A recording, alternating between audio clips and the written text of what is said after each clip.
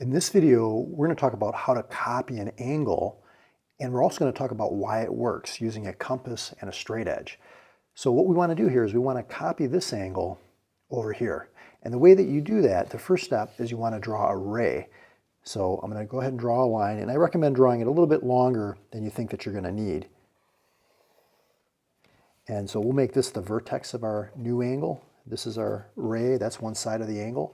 And what we want to do is copy this one on the left to the one on the right. So the first step that you want to do is you want to go over to this angle and you're going to make an arc. And you can make it any size that you want, but what we're going to do is we're going to use that same arc and bring it over here to this second angle. So I'm going to go ahead and draw an arc. Come over here, don't change the opening of the compass, keep it the same. And what I recommend also for this step is also to make this a little bit longer than you think that you're going to need. Okay, and you want it to cross this first side of the angle here. Okay, now what we're going to do is we're going to go over to the first angle, and we're going to have to adjust the compass a little bit here so that it just reaches. We're trying to see how open this angle is right here, how this distance from here to here. And so we adjust the compass, and we're going to make an arc just to show that we measure that distance. But notice this is an arc, it's part of a circle. We're going to take that compass, don't change how the compass is set, go ahead and bring it over to this second angle here and go ahead and copy that arc right there.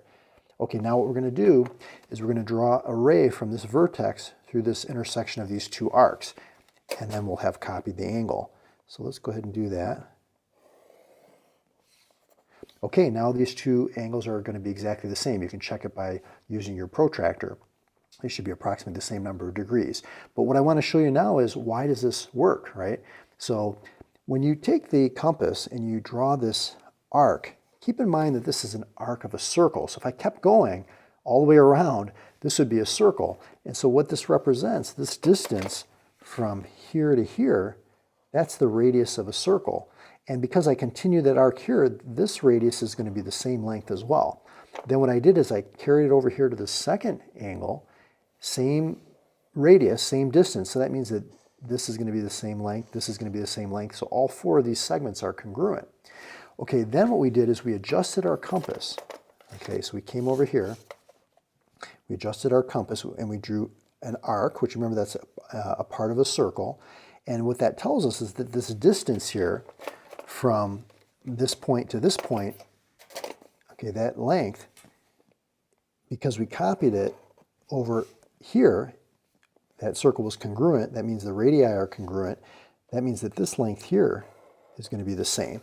So look at what we have here. We have these four segments are congruent, because that was the radius of just this congruent circles, and this length here and this length here are congruent. So by the side triangle congruence theorem, we're able to prove that these two triangles are congruent.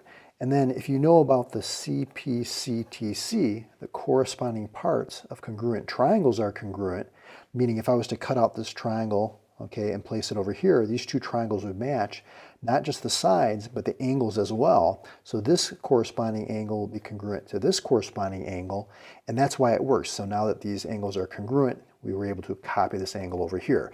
But it's based on these two triangles are congruent by the side.